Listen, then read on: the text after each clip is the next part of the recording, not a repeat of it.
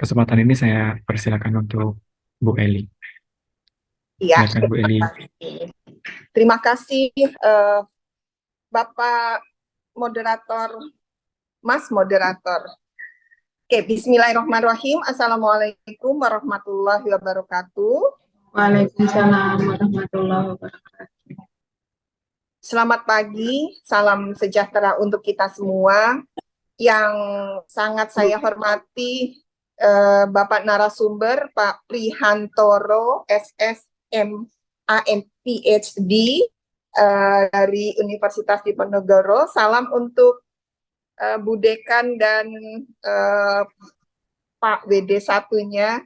Oh nggih nyuwun sewu Pak Pri, Bu Dekan FIB menopo sudah sehat nggih, kemarin kebetulan beliau sakit nggih. Sudah, hari ini sudah beraktivitas. Ya, tadi sudah Alhamdulillah. Alhamdulillah, mohon salam hormat saya kagem beliau nggih Pak Prihantoro. Nggih, matur nuwun sanget Pak Pri sudah berkenan untuk berbagi ilmu bagi dosen dan mahasiswa. Dan hari ini juga hadir Wakil Dekan Bidang Akademik Ibu Kusni Hadiati. Terima kasih. Dan Ibu Koprodi juga hadir, Ibu Sekretaris Ketua Jurusan juga hadir, nggih, lengkap sekali Bapak Ibu dosen dan para mahasiswa program studi sastra Inggris Universitas Jenderal Sudirman. Hari ini tema yang akan diberikan oleh narasumber kita yaitu Introduction to Corpus Linguistic. Ini mahasiswa yang saya banggakan, mohon ini bisa diikuti dengan baik. Mengapa? Karena kalau kita berbicara mengenai korpus linguistik, ini akan dengan fokus atau prosedur untuk mempelajari atau meneliti. Nah, saya harapkan ini Pak narasumber Pak Prihantoro, kami mengharap mahasiswa setelah mempunyai yang berminat untuk menganalisis ini sudah mempunyai gambaran akan menganalisis di bidang apa. Dan mungkin sama dengan Universitas Diponegoro bahwa walaupun mahasiswa tapi kami mulai di jurnal dan prodi sastra Inggris. Tidak hanya dosen yang aktif melakukan publikasi, mahasiswanya pun saya melihat sudah mulai melakukan publikasi di jurnal, walaupun memang jurnal masih nasional, tetapi kami sangat berharap dosen sudah tentu bisa melakukan publikasi di jurnal internasional. Pak Prihantoro yang saya hormati, hari ini dari pukul 10.20 ya, mungkin sampai akhir beliau akan membagikan kepakaran beliau.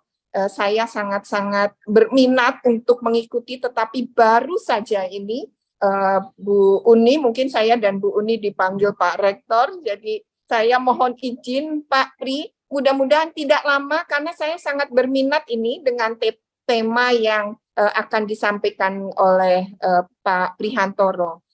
Sekali lagi terima kasih banyak dan mohon maaf bila dalam pelaksanaan kegiatan dosen tamu ini ada hal-hal yang kurang berkenan.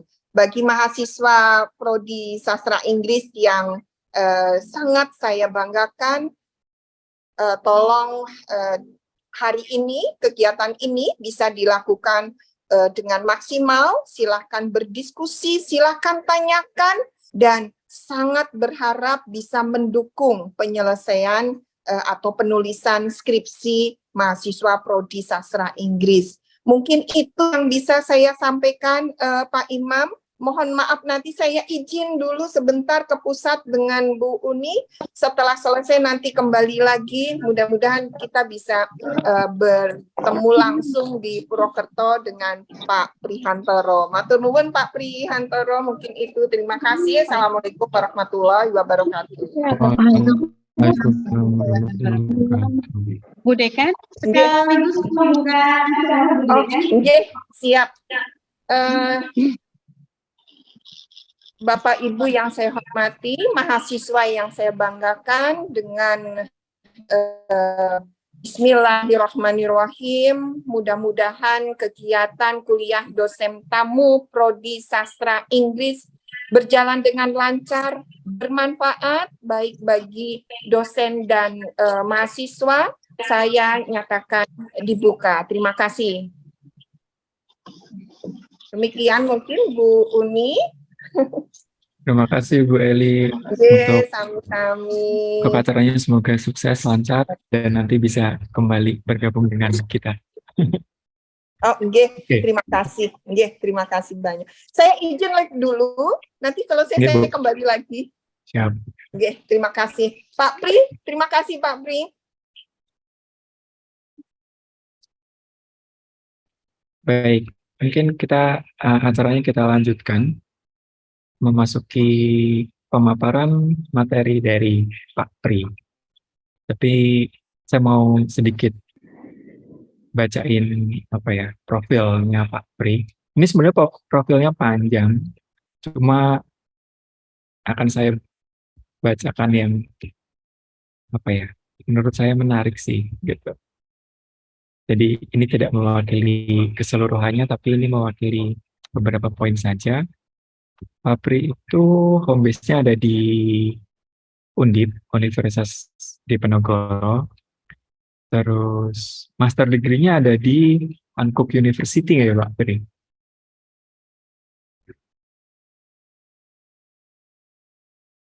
Halo. Suara Iya, saya- betul.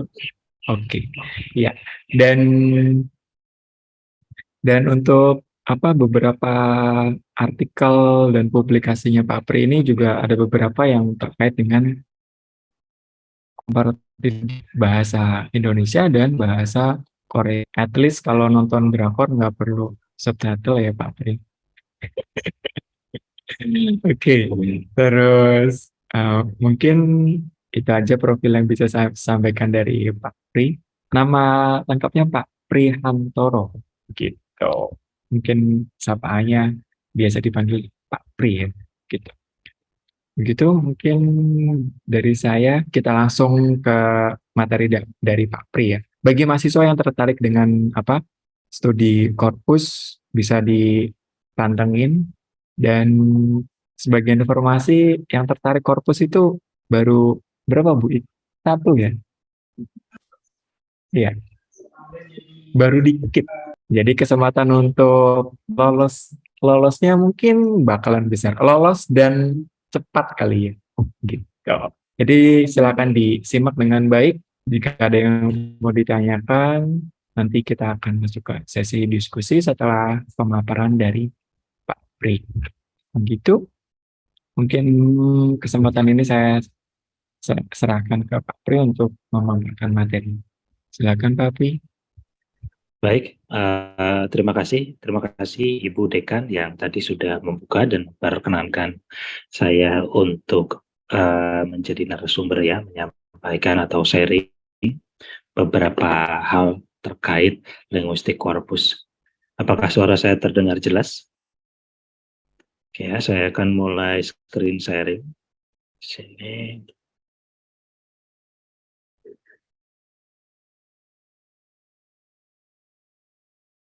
Oke, jadi materinya ini bisa diakses dari link berikut, saya berikan di chat ya.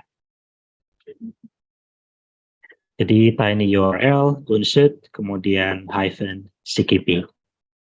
Nah, jadi materi hari ini, kalau mau dibaca-baca di rumah, bisa dilihat di slide tersebut ya, bisa di-download juga. Kemudian ini email saya.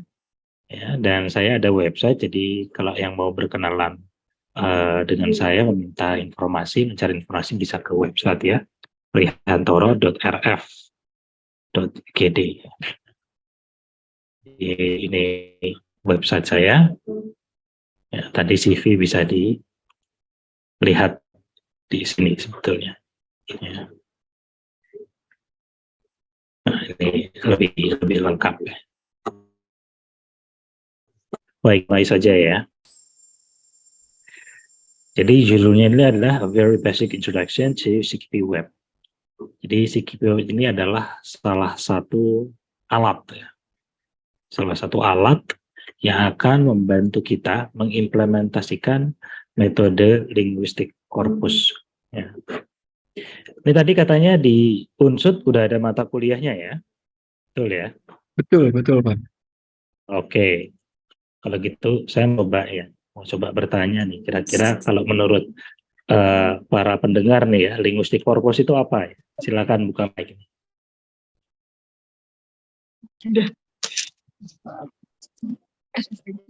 Ini untuk dosen atau mahasiswanya ya, Pak? Nggak apa-apa, atas siapa aja. Kalau nggak ada, biasanya saya tunjuk kalau nggak ada, kayak di kelas. Oke. Gimana? Coba ya. Saya ngecek ya, saya ngecek ini orang-orang ini berada di sini apa enggak nih, yang ada di daftar ini. Betul. Cynthia Putri. Nah, silakan dibuka mic-nya. Host tolong diizinkan untuk peserta bisa membuka buka mic dan bisa screen sharing juga. Karena saya biasanya nanti akan mengecek juga ya, apakah materi saya itu sudah bisa diikuti atau belum. Cynthia, kamu di sini enggak?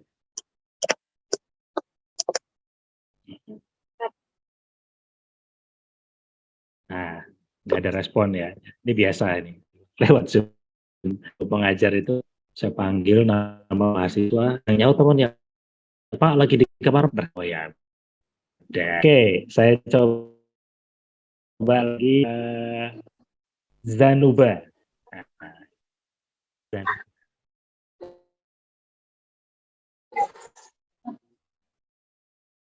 Mungkin perlu di 3 kali, Pak. Kalau 3 kali muncul.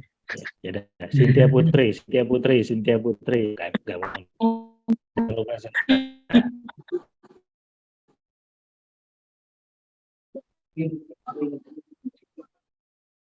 Nggak ada? Oh, belum beruntung ya. Nah, coba satu lagi. Oh, ini udah buka mic ini. Zanuba, silakan. Belum tutup lagi. Zanuba, kamu tadi sudah buka mic loh. Gak apa-apa. Ini nggak ada pengaruhnya sama penilaian di kelas ya. Tidak ada. Oke, coba belum beruntung ya. Satu kali lagi kita coba orang lain. Siti Fatimah Naila. Nggak ada.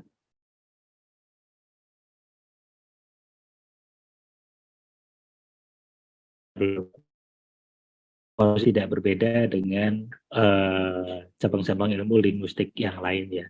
Hanya saja mungkin yang sedikit membedakan itu adalah dia banyak menggunakan teknologi. Ya, salah satunya adalah software CKP Web. Secara umum linguistik korpus itu bisa dibagi 3. Yang pertama adalah yang fokus ke pembuatan data. Ya, jadi untuk membuat data yang baik, komposisi antara satu teks dengan teks yang lain itu seperti apa, itu ada yang memfokuskan diri di bagian tersebut. Nah, kemudian yang kedua, yang kedua ini adalah pemrosesan dan indeksasi korpus. Jadi data-data tadi itu diproses.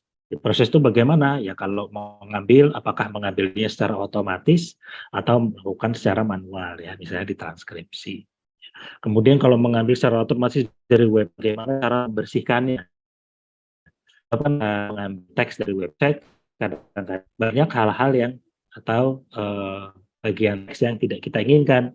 Jadi mau mengambil teks berita, tapi ada banyak sekali iklan pinjol misalnya, gitu ya, atau banyak iklan judi online misalnya, gitu. Nah, itu bagaimana caranya lakukan filter supaya bagian yang kita mau itu aja yang bisa kita download, yang akan kita download ya. Di bagian lain kita pinjol, ada judi online, kemudian mungkin ada iklan-iklan yang lain, gitu ya, atau mungkin ada link ke judul-judul berita yang tidak kita inginkan. Nah, itu bisa kita sisihkan. Jadi kita fokus hanya mengambil datanya saja. Ya, kemudian kita lakukan ya, nggak banyak, ya. Ada karakter yang bisa kita singkir.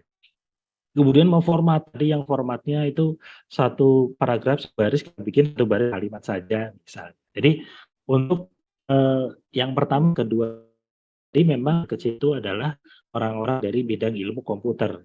Jadi tidak terlalu banyak teman-teman dari linguis yang berkecimpung di situ, karena memang bukan kepakaran ya, kepakaran programming ya. Jadi misalnya bagaimana cara mendata ya, dalam tanpa perlu kita mengcopy paste satu-satu ya, kita membuat program, kemudian program itu kita bisa bekerja untuk mendownload data dari internet, dari Kompas sekian, dari Tempo sekian, dari Media Indonesia sekian, kemudian kita beri target, tinggal tidur, kemudian besok pagi sudah jadi datanya dengan rapi. Nah, ini memang banyak membutuhkan kepakaran programming. Jadi untuk pembuatan data korpus yang besar ya, kalau yang kecil sih biasanya linguis juga bisa. Atau tadi pemrosesan ya. Pemrosesan bukan hanya pembersihan saja, tapi juga analisis juga. Jadi misalnya bagaimana ya di sini nih ya. Kursor saya kelihatan nggak kursor saya?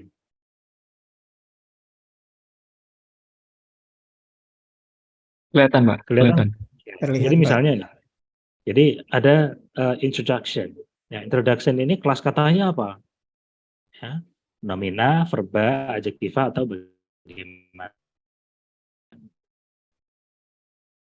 Nah, kemudian ini sekarangnya posisi ya, ataukah konjungsi atau bagaimana? Segi POP ini apakah nomina, common nouns atau proper nouns misalnya. Nah, ada program-program yang didesain untuk melakukan hal tersebut sistematis, gitu ya. Ada yang ini analisis SFL nggak di sini? Yang pakai teori SFL skripsinya? Mungkin ada ya. Atau mungkin ada juga rekan-rekan dosen yang menggunakan teori SFL untuk membedah membedah data ya. Nah, ini banyak sekali yang teman-teman itu yang masih melakukan analisis SFL itu, misalnya transitivity ya, transitivity, appraisal dan lain-lain itu secara manual, padahal sudah ada program yang bisa melakukan hal itu secara otomatis, gitu ya. Jadi kalau saya ketemu mahasiswa menguji skripsi dan bukan saya pembimbingnya, saya tanya, ini kamu analisis transitivity-nya manual atau otomatis? Manual Pak, wah lain kali jangan manual, ngabisin umur aja, sudah ada yang otomatis, jadi nanti kamu hanya tinggal mengedit saja ya.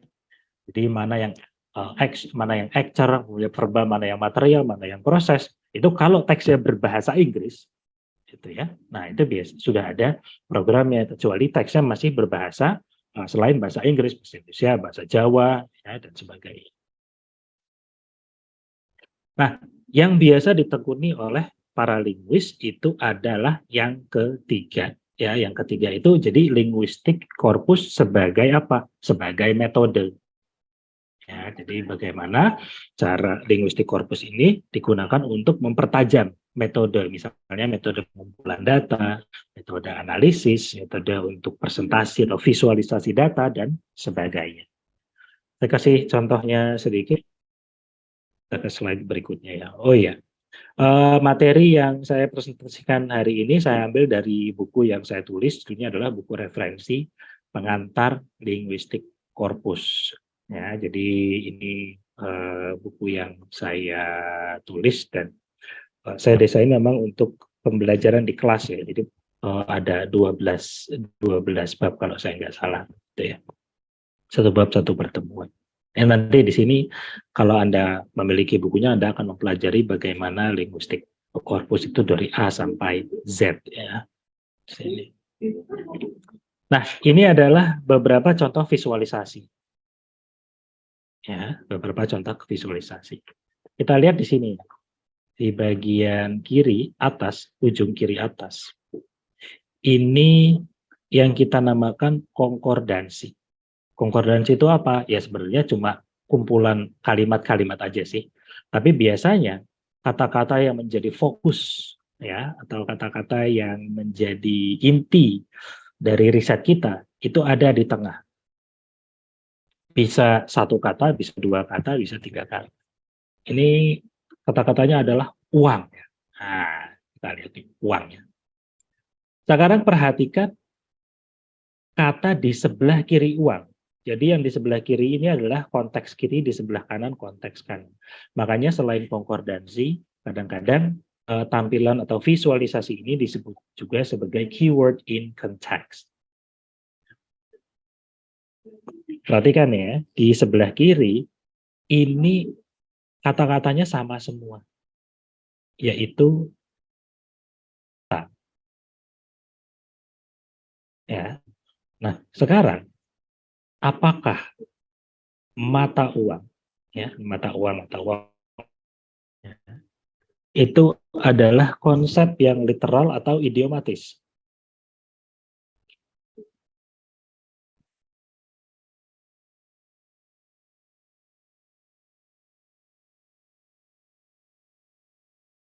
Ini silahkan dijawab ya. Saya bukan retoris, bukan pertanyaan retoris. Oke, pikirkan dulu jawabannya. 1 menit ya. 1 menit pikirkan jawabannya. Pikirkan 1 menit jawabannya. Jangan 1 menit deh, 30 detik aja. 30 detik. Nanti ya, kalau literal, jangan jawab sekarang ya. Kalau literal, ketik L di chat ya. Kalau idiomatis, ketik I besar dan L besar ya. Dan nanti kita lakukan secara bersamaan. Ya, jadi saya juga bisa tahu nanti siapa yang berpartisipasi atau siapa yang mungkin yang ada di meeting ini, siapa yang enggak gitu. Ya, tadi kan Bu Uni bilang, wah ada 19.000 pesertanya gitu. Wah, itu mungkin ada orang, ada jin, ada apa namanya tuyul mungkin ya. Ya, saking tertariknya mereka juga ingin ikut berpartisipasi gitu ya. Oke ya. Silakan pencet enter atau klik tanda panah sekarang. Ya, huruf L atau huruf I saja.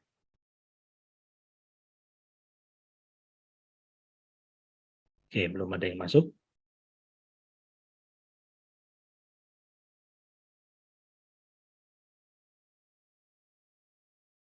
Ya, jadi misalnya diketik huruf L kalau untuk Anda itu literal, huruf I kalau itu idiomatis. Kemudian klik tanda panah.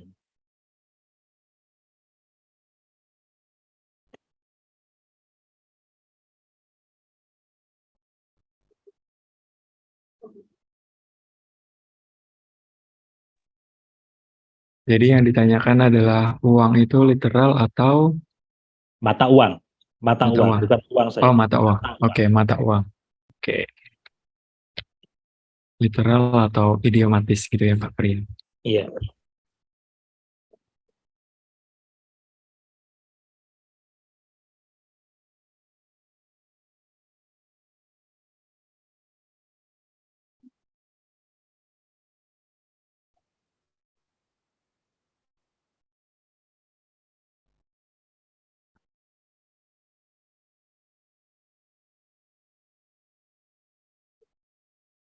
Masih zong di kosong ya.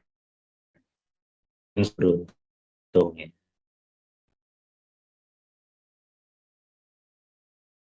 L itu bukan satu ya, itu I itu dari Hera. Ya, silakan. Ini mahasiswa atau dosen? Saya nggak tahu. Silakan ya, bebas mengisi. Mahasiswa boleh, dosen boleh. Ya. Kalau perlu satpam juga diminta ikut seminar nanti supaya berpartisipasi nanti. Satpam, pramubakti, driver kalau siapa tahu kalau tertarik dengan linguistik korpus ya. Oke ya. Ternyata saya belum beruntung, baru cuma satu. Oh ini Intan ya. Intan menjawab dengan lengkap ya. Padahal saya cuma tulis ininya aja, apa namanya. Tidak tulis huruf depannya saja ya. Ya oke lah, supaya nanti nggak terlalu menghabiskan banyak waktu. Ya jadi fokusnya kan tadi ke, walaupun di sini fokusnya ke uang, tapi yang ditanyakan itu adalah mata uang ya. Nah, berarti head-nya atau induknya itu adalah mata. Ya, nah ini misalnya teman-teman yang di sintaksis. Nah, apakah mata uang itu jenis mata? Ya, seperti mata retina misalnya ya, atau mata manusia, mata hewan. Ternyata kan tidak ya. Seperti itu. Nah, kemudian kita lihat di bagian bawah sini ya. Ini ada visualisasi dalam bentuk bar chart, ya, diagram batang. Nah, di sini kita lihat uang itu paling tinggi frekuensinya di teks berjenis ekonomi, ya, atau berdomain ekonomi, ya jelas ya. Belakangan. Nah, gimana? Ada pertanyaan tadi? Kayaknya ada yang Seira ya, Seira Naswa sama Laila Putri, silakan. Tadi buka mic.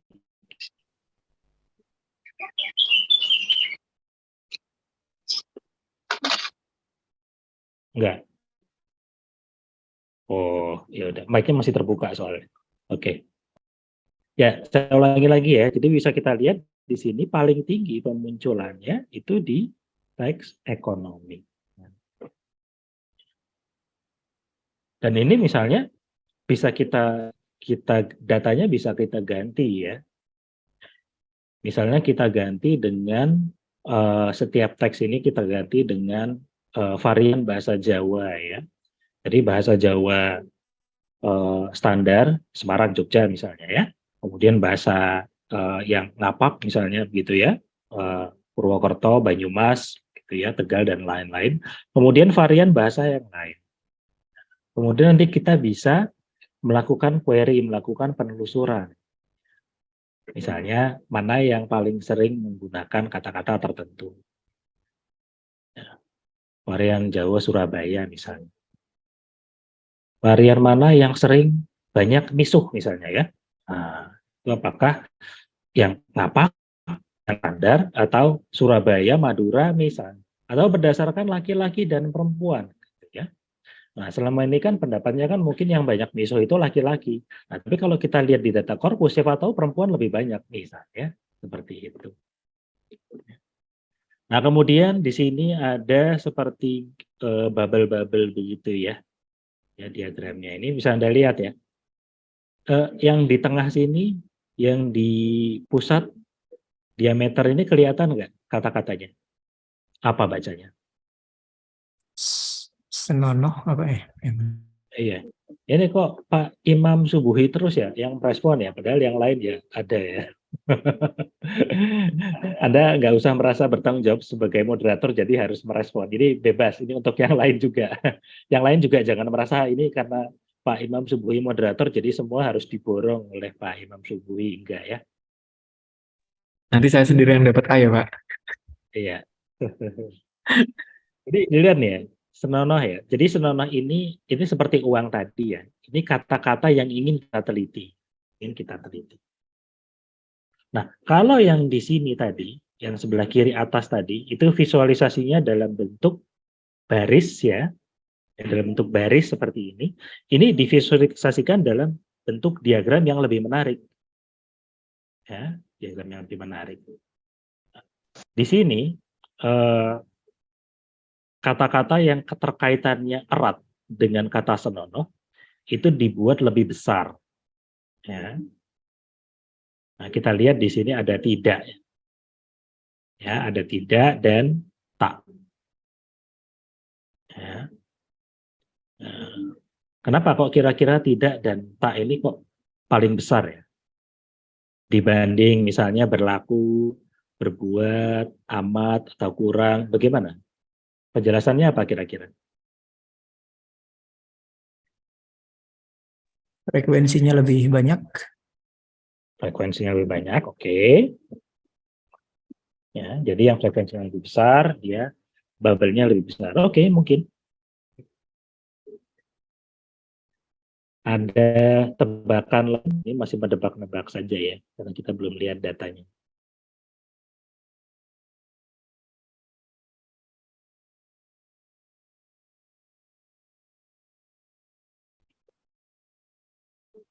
Silakan. Oh, tadi kayaknya saya lihat ada Bu Tuti tadi ya. Itu ya. Di sampingnya Bu Erna tadi. Kok pergi lagi?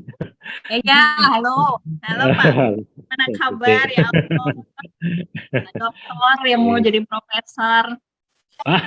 Amin, amin. Semuanya mau jadi profesor ya, kalau semua dosen saya rasa. Tinggal nasibnya aja. Ya. Ya, Tinggal nasib terkejar atau tidak itu ya. Oke ya, jadi kita lihat di sini tadi frekuensi oke, salah satunya mungkin frekuensi ya.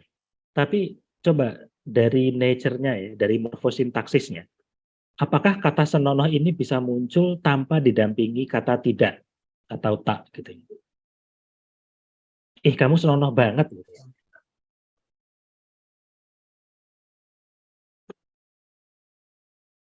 Ya. Nah, jadi kita lihat di sini, memang kata senonoh nanti kalau bisa kita lihat konkordansinya ya, itu dia banyak sekali atau sering sekali berdampingan dengan tidak atau tak. Ya. Nah, maka dia seperti frozen expression. Ya, jadi seperti tidak bisa dipisahkan. Jadi itu seperti satu paket. Ya. Ya, tidak senonoh atau tak senonoh. Jadi ada varian negasi di sini. Ya. Dan kita lihat ini nuansanya adalah negatif. Ya, jadi ada kata-kata yang bernuansa negatif, kata-kata yang bernuansa positif. Nah, senonoh ini kebetulan kata yang bernuansa negatif. Nah, kemudian kita lihat di ujung kanan ya.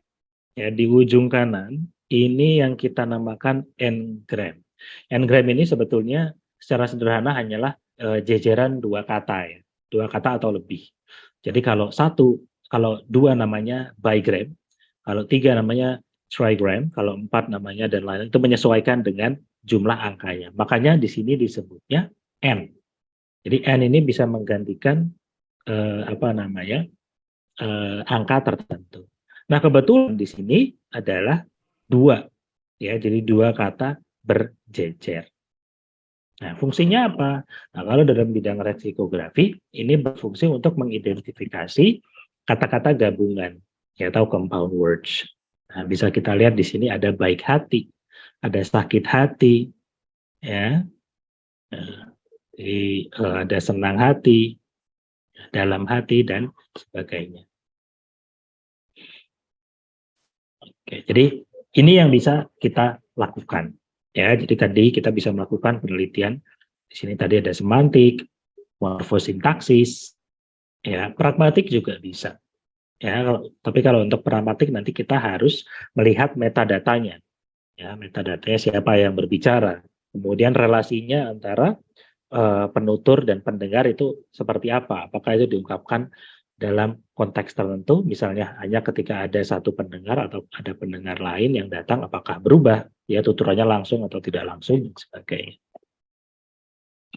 Ya, jadi ini sekilas ya dengan apa yang bisa kita lakukan jika kita sudah mengindeks korpus, ya, korpora itu plural ya, plural dari korpus di software yang kita gunakan. Nah, di sini kebetulan software yang saya gunakan itu adalah CKP Web.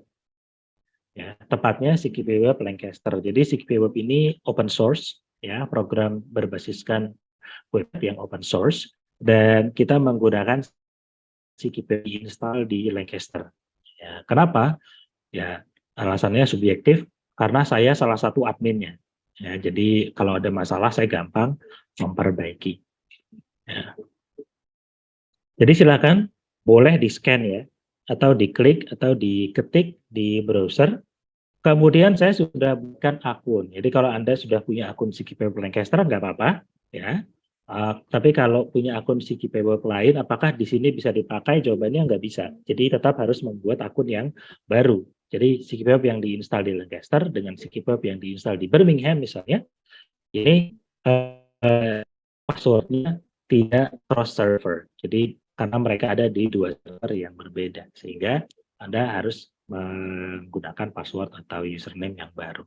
Nah, ini silakan dicoba ya, dicoba, kemudian nanti report ya, tolong dilaporkan kalau ada masalah atau yang masih belum bisa, boleh melaporkan.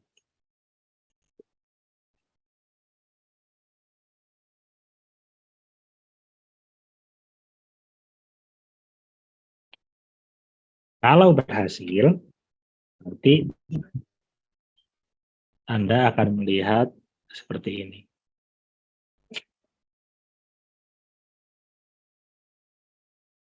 Nah, melihat yang hijau seperti ini. Ya. Unsur emailnya saya buat ya sembarang aja tadi sih. Karena kan hanya untuk latihan ya. Ya, untuk presentasi saat ini. Walaupun tetap bisa dipakai.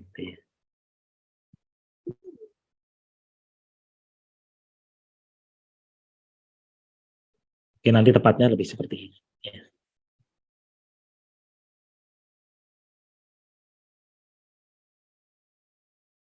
Ada yang sudah berhasil? Kalau sudah berhasil, coba screen sharing untuk membuktikan.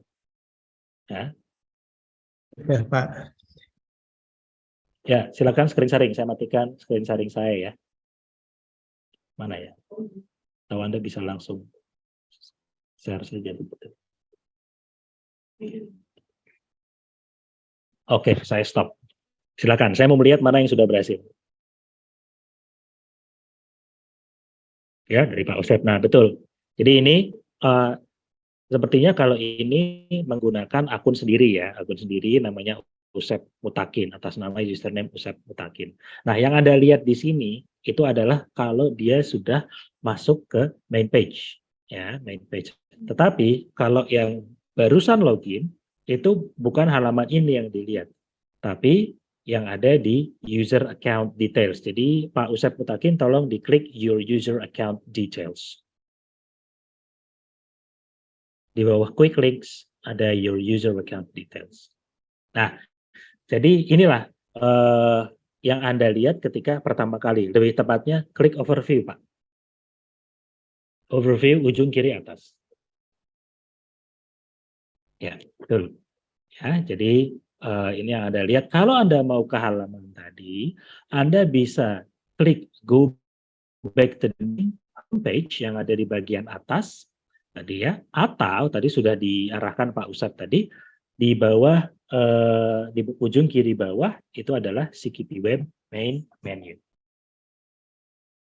Ya, jadi itu yang bisa kita lakukan. Sekarang coba ke homepage Pak Usep. Nah, ya, jadi di sini ada banyak sekali data-data korpus yang bisa kita akses berdasarkan judul. Jadi informasi yang ada di sini itu adalah judul. Sehingga kalau kita mau mencari data, itu ya berdasarkan judul. Nah, kelebihan CKP Lancaster adalah datanya lebih banyak daripada CKP Web yang lain. Jadi kalau Anda yang mau skripsi, itu bingung ya, ini mau datanya mana ya, datanya mana. Ya, nanti CKP Web ini bisa menjadi salah satu alternatif, karena datanya sudah ada. Tinggal kita saja yang memilih ya, jadi seperti prasmanan gitu, tinggal kita pilih. Nah, cara memilihnya bagaimana? Ya, kita bisa melihat satu-satu, scroll sampai ke bawah, dan di situ bisa kita lihat korpus-korpus sudah dikelompokkan berdasarkan kategori tertentu. Misalnya di situ historical news text. Ya, ini teks-teks historis ya. Dari abad kalau bisa kita lihat itu dari tahun 1780. Ya, jadi yang bahasa Inggris kuno ya, itu silahkan mungkin bisa menggunakan data historical news text. Siapa tahu lebih mudah dari yang sekarang. Nah, ya, tidak ada subject verb agreement misalnya. Ya, tidak ada inflectional morphemes yang pakai s, es. Ya, siapa tahu gitu ya. Kemudian bisa juga kita melakukan penelitian diakronis, ya, diakronik. Jadi bagaimana sifat satu kata itu dari satu waktu ke waktu yang lain, mungkin Ya, Google misalnya. Google itu kalau di awal-awal kemunculannya itu hanya sebuah proper name. Jadi nomina proper name. Ya, tahu ya bedanya proper name dengan proper noun dengan common noun? Apa Pak bedanya Pak Ustadz? Common noun dengan proper noun. Bisa boleh buka mic-nya Pak Ustadz.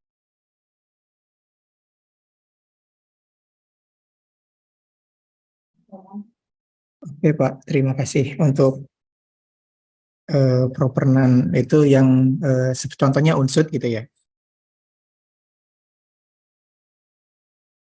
Common noun itu yang non umum itu ya.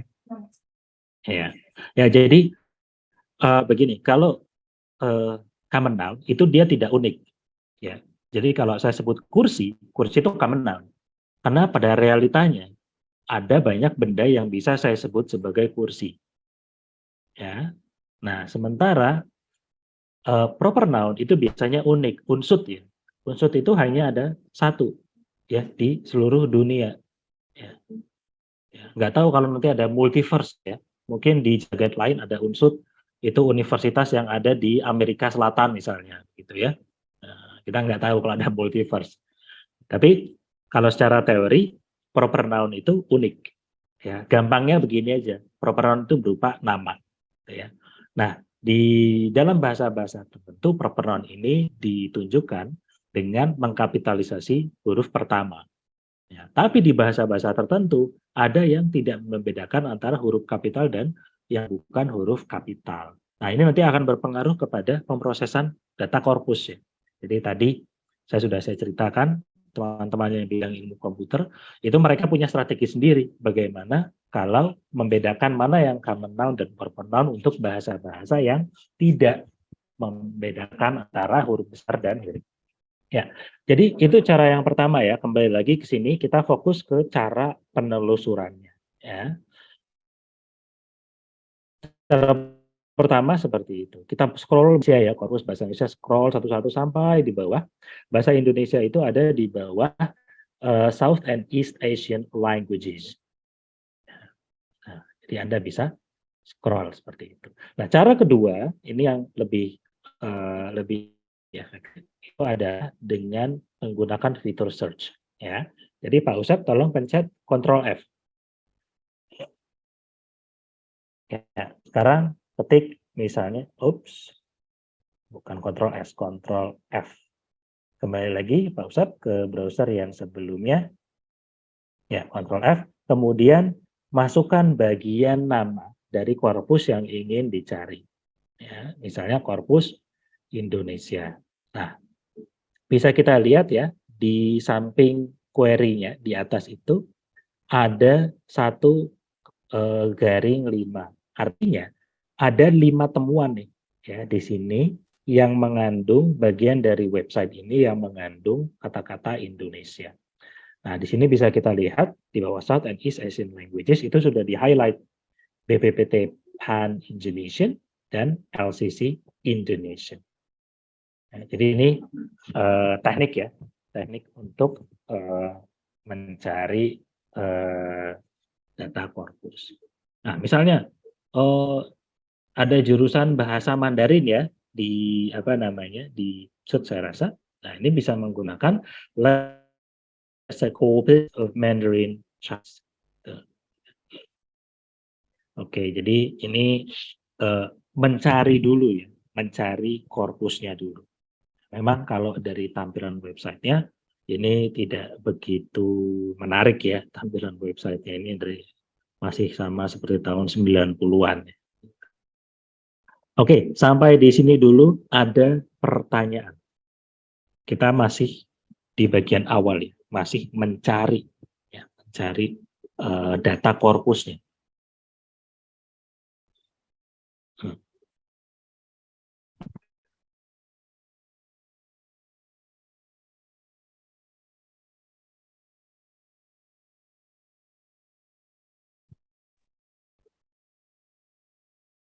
Pak, boleh tanya? Tidak ada. Oke, silakan. Saya tertarik Boleh. kita skip web ya. user interface-nya hampir Ya, mirip betul. seperti BNC Web ya Pak, gitu. Iya, sama. Jadi BNC Wah, yang muncul ya, kemudian itu karena membuat dia dulunya di Lancaster, sekarang dia sudah pindah ke Jerman, ya, sudah pindah ke Jerman, tapi tetap milik Lancaster, ya. Dan itu diambil kemudian baru dikembangkan menjadi CKP Web. Jadi awalnya BNC Web ini adalah satu website yang khusus digunakan untuk BNC saja, data BNC. Nah, tapi kemudian, wah ini sepertinya program yang cukup baik, kita buat open source saja. Akhirnya dibuat open source, kemudian Birmingham juga pakai CKP Web, Sydney University di Australia juga pakai CKP Web, Lancaster tentu saja ya menggunakan CKP Web. Jadi yang tadinya khusus hanya untuk BNC saja, sekarang digunakan untuk menampung data-data dari berbagai macam purpose, ya. Termasuk user purpose. Jadi kita bisa juga mengunggah data kita sendiri. Jadi misalnya nih, Anda meneliti tentang bahasa Jawa Banyumasan dari koran apa ya, Radar Banyumas ya. Radar Banyumas itu ada, kalau dulu ya, saya nggak tahu sekarang. Dulu itu ada kolom khusus bahasa Banyumasan. Kalau nggak salah judulnya Daplun, salah satu karakternya. Ya nggak tahu sekarang masih ada atau tidak. Itu kan cerita jenaka seperti itu. Saya masih ada database-nya, gitu ya. Saya kumpulkan, saya tarik secara otomatis, tapi kayaknya sekarang udah nggak bisa lagi. Nah itu kan di CKP Web masih belum ada. Nah Anda bisa mengumpulkan data-data itu, kemudian mengupload ke CKP Web untuk menggunakan fitur-fitur tertentu yang ada di CKP Web untuk menganalisis data tersebut. Ya. Bahasa Jawa Banyumasan, kata-kata apa sih yang paling banyak digunakan, gitu ya? Apa bedanya dengan bahasa Jawa, Semarang, dan Jogja? Nih, ya, seperti itu. jadi karena sifatnya CKP Web itu open source, jadi dia bahasanya bisa input dari manapun ya Pak, termasuk Banyumasan, Indonesia. Gitu. Betul. Kalau BNC Web kan setahu saya sih nggak ada ya Pak, cuma yang beredar di Inggris gitu ya. Ya, jadi Datanya. BNC Web itu khusus hanya untuk data BNC. Nah, jadi memang awalnya proyeknya seperti itu. Dan ada beberapa korpus yang memang dia mendedikasikan satu website hanya untuk satu korpus tersebut. Ya, misalnya korpus Ignale, korpus belajar bahasa Inggris, kemudian MyQuest, kemudian PKC, korpus belajar bahasa Inggris yang di Amerika ya. Itu dia membuat satu software khusus untuk itu saja. Misalnya ini tidak open source, jadi tidak dibagikan ke tempat lain. Ya, kalau CKP Web memang dia programnya open source. Jadi Unsud bisa ini. Jadi misalnya Unsud ingin memasang CKP Web di servernya ya. Nanti tim IT-nya Unsud ya boleh saja mendownload program ini, kemudian menginstal di server Unsud, kemudian nanti melakukan pengaturan siapa yang boleh mengakses, siapa yang jadi admin. Ya nanti data-data skripsi itu misalnya semuanya datanya ada di CKP Web. Nah, kalau sekarang itu kan data-data skripsi itu kan ada di ya, perpustakaan. CPI.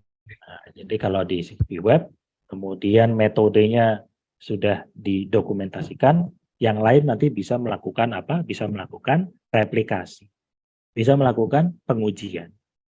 Ya. Misalnya ketika defense atau ketika ujian skripsi, si anak bilang, ini frekuensi kata-kata ini adalah 2000 sekian. Dosennya bisa langsung mengecek, cek, ketik, oh bukan nih, bukan sekian ribu. Nah, selama ini kan modal percaya. Mahasiswa bilang apa, mungkin modalnya, oh ya betul frekuensinya sekian kan, tidak bisa mengecek secara langsung. Ini nanti bisa diverifikasi. Ya.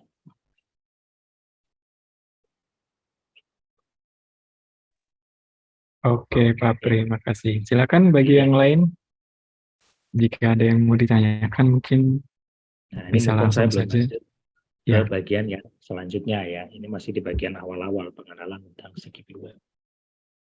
oke, Pak Usep apa ya? Oh iya, Pak Imam. Menarik sekali Pak Pri untuk ini. Kebetulan apa namanya korpus itu merupakan hal baru mungkin bagi beberapa kami, dan di prodi kami juga ini baru, Pak. Kami baru kurikulum baru ini ya, Bu Ika, untuk korpus itu. Ada satu hal mungkin yang menjadi penasaran kami dan teman-teman mahasiswa di sini ketika ingin melakukan penelitian menggunakan korpus gitu ya. Tadi kan disampaikan bahwa kita meneliti sinteks, itu bisa Pak, secara manual bisa menggunakan korpus. Nah, kalau menggunakan korpus itu langkah-langkah apa ya Pak yang mungkin yang harus ditempuh bedanya dengan penelitian yang lain? Tadi kan salah satunya katanya bisa datanya diupload di Sikipi Web, itu mengumpulkan Betul. datanya dalam bentuk apa dan nanti menguploadnya seperti apa? Mungkin itu jadi pertanyaan kan.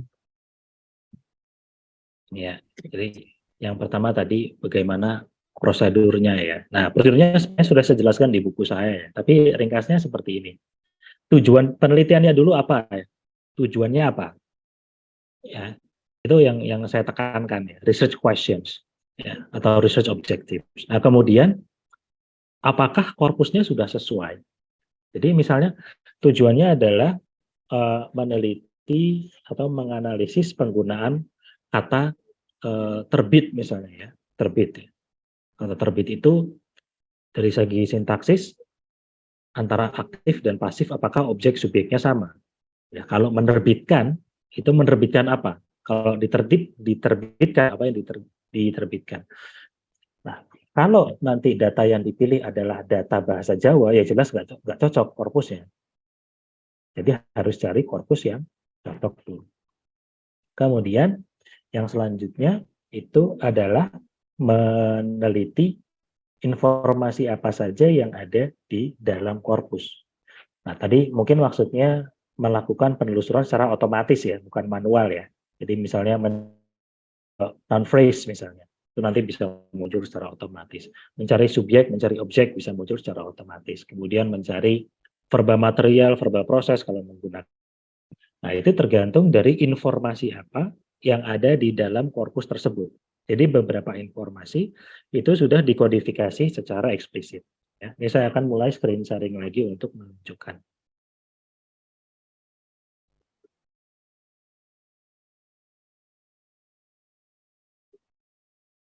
Jadi kita misalnya masuk di sini. Ini saya pakai unsur ya, unsur tadi. Nah, misalnya informasi yang ada di dua ini aja, di dua dua korpus bahasa Indonesia aja. Ya, di sini. Kita lihat ini korpusnya BPPT PAN. Ya. Korpus ini ada korpus paralel. Ya. Tahu dari mana? Nah, kita lihat di sini.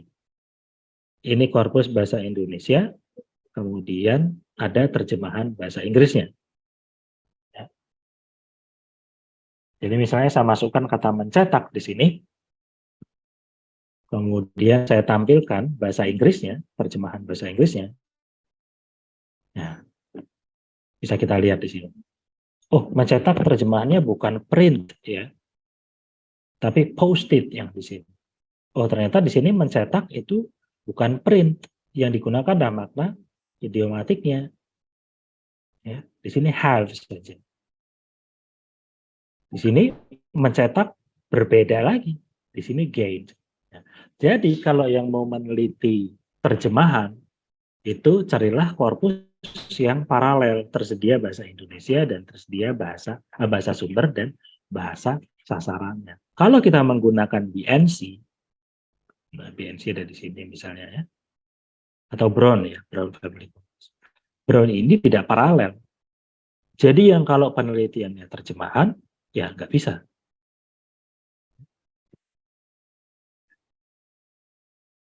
Kebalikannya, kalau kita mau melakukan penelitian tentang semantik misalnya, ya, penelitian tentang semantik, kita menggunakan Brown Family, bisa nggak menggunakan penelitian semantik? Bisa, karena di sini ada analisis semantiknya. Jadi benda-benda yang dalam kategori tertentu itu memiliki label tertentu. Ya. ini kode-kodenya di sini. Saya nggak hafal sih. Jadi kita mau mencari semua kata-kata yang terkait dengan keuangan ya. Kita bisa menggunakan kode I1. Kita mau mencari semua kata-kata yang terkait dengan makanan. Kita bisa menggunakan kode F1.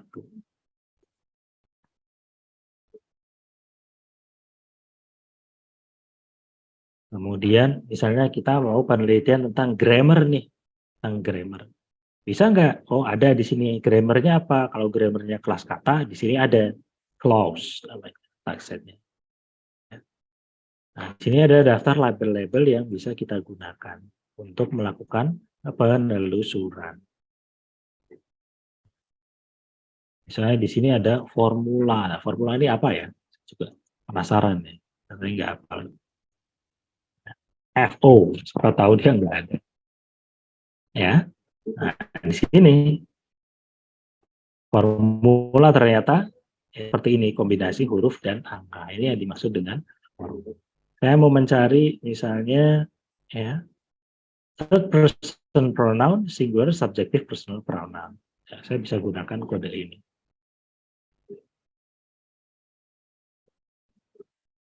Ya.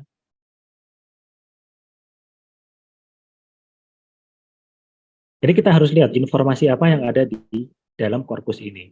Bisa nggak kita mau mengidentifikasi mana yang verba material, mana yang verba proses. Dicek dulu di bawah informasi korpusnya. Ada nggak? Oh, ternyata nggak ada. Ya berarti tidak bisa kita lakukan. Ya. Misalnya mau meneliti korpus bahasa Arab ya. Korpus bahasa Arab. Kemudian mau melakukan analisis semantik. Kita lihat di sini. Nggak ada analisis semantiknya, berarti tidak bisa kita lakukan. Nah, selanjutnya untuk mempelajari informasi yang apakah itu ada dalam satu korpus atau tidak, itu kita bisa klik di restricted query. Kalau restricted query ini nanti kita akan mendapatkan jenis teksnya. Jadi di sini ada jenis teks British dan American. Ini untuk korpus yang Brown Family. Kita membandingkan swear words ya, pisuhan tadi misalnya ya, bahasa Inggris dan bahasa Inggris British English dan bahasa Inggris American English, beda pisuhannya apa begitu ya. Atau tadi secara diakronis ya, apakah yang misuh dalam bahasa Inggris itu dari tahun 1931, 61, 91 sampai 2006 itu semakin sedikit, semakin banyak atau sama saja. Kita juga bisa membandingkan ya satu domain dengan domain yang lainnya. Ya, misalnya kata study ya di di fiksi ya, general fiction atau science fiction, itu apakah penggunaannya berbeda yang ada dengan yang ada di academic writing. Jadi untuk subjek, apakah dalam academic writing itu I itu dibolehkan? Ya, nah, kita bisa melihat di sini.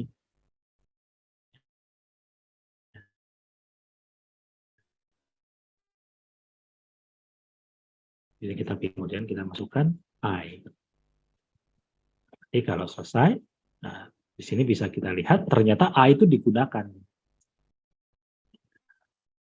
dalam bahasa Inggris akademik. Jadi tidak harus menggunakan the author atau the writer, I bisa juga menggunakan I. Ya walaupun frekuensinya itu nanti perlu dibandingkan. Misalnya kita membandingkan antara menggunakan I, kemudian menggunakan the author atau the writer. Saya pakai yang mana Pak? Dalam skripsi saya I, the author atau the writer. Ya silahkan. Yang mana saja boleh. Ya, kita bisa lakukan frequency breakdown untuk mencari. Nah, ternyata I ini cukup banyak ya. Walaupun ada mitos. Ya, mitos bahwa I itu seperti terlarang untuk digunakan dalam academic writing. Tapi ternyata frekuensinya tinggi sekali loh. Ya, the author itu hanya 3%, the writer itu hanya 2,30%.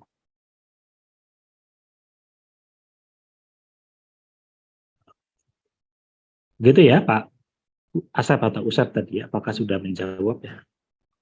Bagaimana cara melakukan penelusuran informasi ya? Bagaimana Iya, caranya Pak. mengkonfirmasi apakah informasi yang kita butuhkan itu ada atau tidak?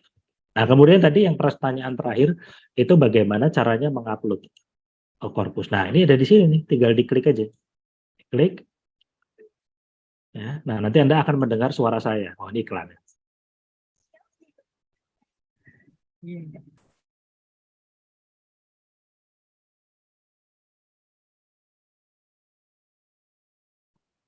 Ya, jadi ini ada tutorial untuk mengupload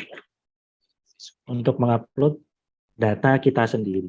Data yang kita inginkan nggak ada di CGP Web, kita mau melakukan indeksasi ya saya bilang ya. Kita melakukan indeksasi data kita. Ini ada yang versi bahasa Indonesianya. Jadi kalau yang misalnya tidak begitu nyaman dalam bahasa Inggris, ingin mendengar yang bahasa Indonesia, itu bisa di sini.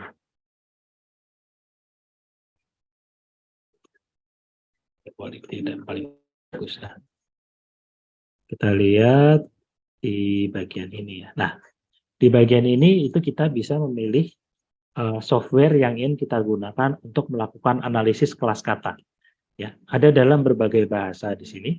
Ada Ceko, ada Denmark, ada Belanda, ada Inggris, ada Finlandia. Ya, jadi kalau misalnya yang mau meneliti bahasa-bahasa selain bahasa Inggris, itu bisa kita gunakan software ini. Ya, nanti dia akan memberikan anotasi kelas kata atau analisis kelas kata secara otomatis. Ya, Jerman, ya, bahasa Cina tadi, bahasa Mandarin. Tadi ada yang mana ya? Korea ada. Tertarik meneliti drama-drama Korea begitu ya. Transkripnya di-download kemudian dijadikan data apakah dalam bahasa Korea itu penggunaan pronomina itu sesering dalam bahasa Indonesia. Karena bahasa Korea dan bahasa Jepang ini mirip ya, dua bahasa ini, bahasa Korea dan bahasa Jepang ini sangat terkenal dengan fenomena prodrop-nya. Ada satu mahasiswa saya, mahasiswa S2 yang sedang menulis skripsi ya, tentang penggunaan prodrop. Ya, jadi kapan pronomina itu boleh tidak dipakai dalam bahasa Jepang. Jadi walaupun saya nggak bisa bahasa Jepang, ya, saya membimbing mahasiswa yang meneliti tentang korpus bahasa Jepang. Nah, ini korpusnya dia buat sendiri, respondennya dari mahasiswa. Ya, nanti jadi rencananya dia akan mengklasifikasikan apakah kemampuan prodrop itu berkembang ya, atau sama saja. Ya, di konteks mana prodrop itu tepat, di konteks mana prodrop itu tidak tepat. Seperti itu. Jadi ini bukan hanya yang untuk berbahasa Inggris saja ya. Linguistik korpus ini sifatnya umum, bisa digunakan lintas disiplin. Bahkan ada penelitian yang menggunakan metode linguistik korpus itu untuk meneliti psikologi seseorang. Ya, bukan seorang, beberapa kelompok ya. Jadi satu penelitian yang saya tahu itu adalah bagaimana orang menyikapi orang yang mengidap penyakit yang tingkat kesembuhannya rendah. Ya, itu bagaimana? Misalnya kanker ya. Bagaimana menyikapinya? Nah, waktu itu penelitiannya menarik karena dibagi dua respondennya, kelompok religius dengan kelompok ateis. Ya. Nah, ternyata dari analisis semantiknya itu cukup berbeda. Nah, itu nanti di kesempatan yang lain kita bisa bercerita lagi, gitu ya.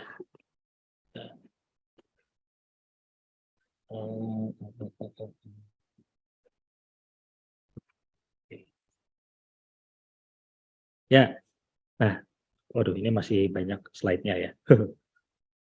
Ya, ada pertanyaan selain itu? Mungkin nggak ada ya. Oke, saya lanjut lagi. Jadi di sini, ini adalah tampilan awal CGP Web. Ini bisa kita anggap sebagai Google saja ya. Jadi di sini kita masukkan kata kunci. Walaupun dalam linguistik korpus, kata kunci itu adalah satu terminologi tersendiri. Ini agak berbeda dengan terminologi kata kunci yang selama ini itu biasa kita gunakan. Jadi kita bisa masukkan di sini dan ada berbagai macam teknik. Nah, nanti hasilnya itu adalah berupa konkordansi. Ya.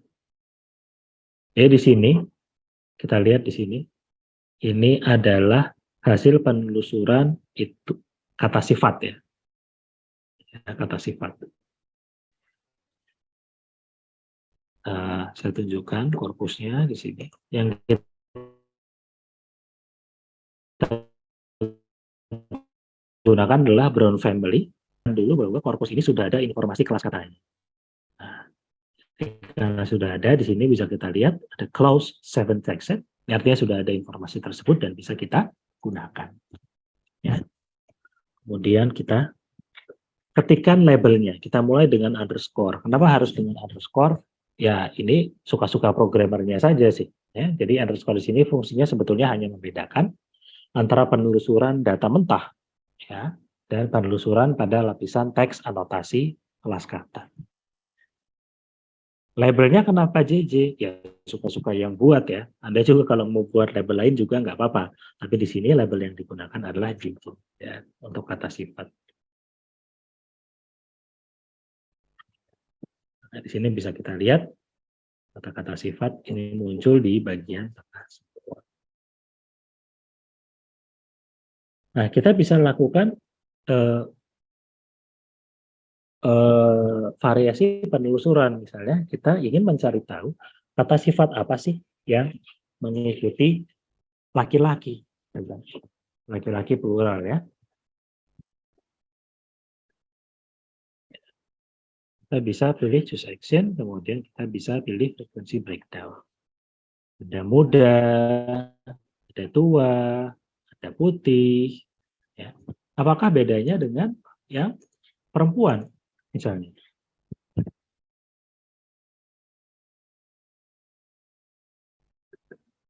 Nah, ini kurang lebih sama, tapi di sini ada pregnant women. Nah, tidak ada yang pregnant man, gitu ya. Karena tidak ada laki-laki yang hamil. Gitu. Ya. Nah, di sini kita lihat paling nggak dari 1 sampai 10 itu umur itu, deskripsi umur itu menggunakan adjektiva itu menjadi penting ya. Karena di sini kita lihat young women, kemudian kalau laki-laki itu old man atau young man itu juga menjadi kata dengan hits atau dengan frekuensi yang cukup tinggi. Hanya saja bisa kita lihat tadi perbedaannya yang pertama ada pregnant ya. Ini nggak mungkin ya kalau laki-laki, makanya di laki-laki tidak ada.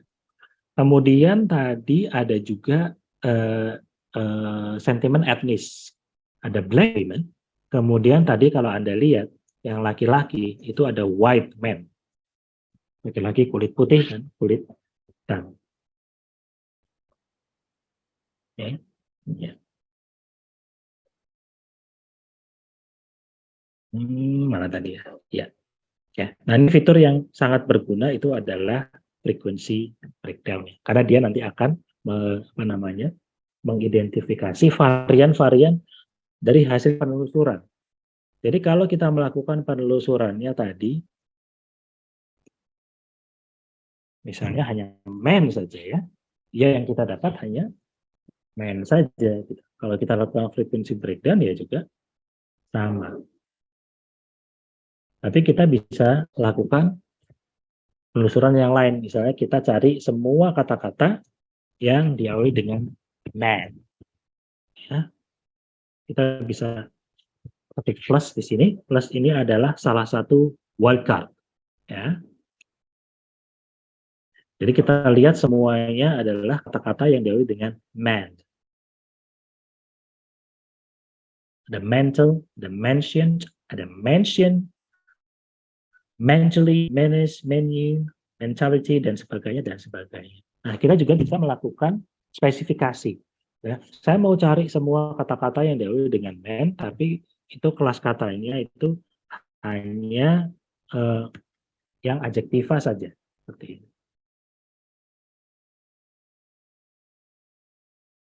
Ya. Mental, menacing, menstrual. Nah, ini perhatikan ya. dua kata di sini itu cuma cukup tinggi, satu kata adalah ada mental, ada menacing. Nah, ini yang nuansanya negatif. Ya, kata-kata bernuansa negatif di sini menacing. Ini ada di urutan kedua, ya 18. Kalau saya klik, maka kita akan diarahkan ke apa namanya, ke ke konkordansi ya. Nah, kita bisa lihat di sini kalau dari struktur sintaksisnya, ya, menacing di sini digunakan lebih ke predikatif ya, bukan atributif ya. Atributif, predikatif, ya, tahu artinya ya, nanti dicari di sintaksis. Yang atributif cuma di sini nih, ada menacing nature, menacing weed, ya, menacing sky, ya, cuman banyak yang sebagai predikatif gitu.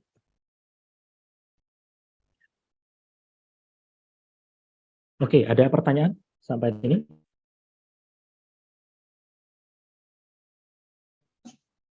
Pak Pri, Silakan. izin bertanya Pak Pri. Boleh. Oke, saya Ika Pak Pri dari Sastra Inggris. Mau tanya, ini kan karena tadi Pak Pri di awal sudah bilang kenapa nggak pakai korpus aja biar nggak ngabis-ngabisin waktu gitu ya. Terus saya jadi tertarik gitu ya. Misalnya saya dan Bu Erna biasanya, saya sama Bu Erna sama Bu Diah itu biasanya penelitian tentang batik, motif-motif batik gitu ya Pak. Ya. Kemudian tadi saya udah coba, saya klik yang LCC Javanese, kemudian saya masukkan kata batik, di situ muncul banyak sekali data yang kalau saya cek sekilas itu ada motif-motifnya gitu ya, muncul parang, muncul megamendung, kemudian muncul hijau, biru, putih, seperti itu. Jadi kalau dilihat sekilas dapat gitu ya nama jenis-jenis motifnya. Nah, kemudian setelah itu misalnya saya mau mencari makna-maknanya gitu, gimana Pak langkah selanjutnya? Makna-makna filosofisnya gitu maksud saya. Ya. Kalau itu nanti langkahnya di interpretasi ya, interpretasi. Oh gitu. Nah, di sini belum ada informasi interpretasi.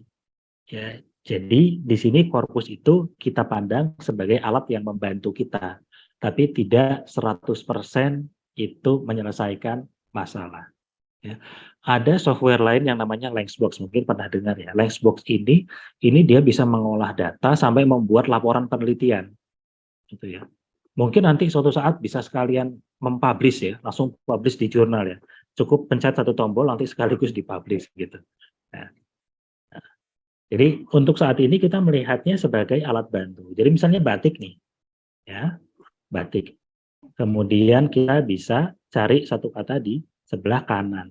Sebelah kanan itu bisa kita sort, kemudian satu posisi di sebelah kanan. Nah, itu batik apa saja. Kita bisa frekuensi breakdown aja deh. Kita ganti query-nya jadi batik, kemudian diikuti oleh kata apapun. Nah, di kata apapun itu kita pakai tanda plus ya. Jadi batik, start query, kemudian choose action, frekuensi breakdown, nah, batik gumelem, batik tulis, batik ingkang, batik pekaran. Mungkin bisa dikelompokkan dulu, Bu. Modifier batik itu berbasiskan apa? Misalnya kalau Pekalongan kan berdasarkan kota. Kemudian kalau tulis itu adalah cara ya, manner ya. Ada yang batik tulis, ada yang batik cetak. Ya. Ini yang kota paling nggak udah dua nih. Batik Banyumas, batik Pekalongan. Melem Lasem ada juga. Oh ada ya, Banyumasan. Banyuwangi. Ya parang tadi, kalau parang itu mungkin motif ya, berdasarkan motif.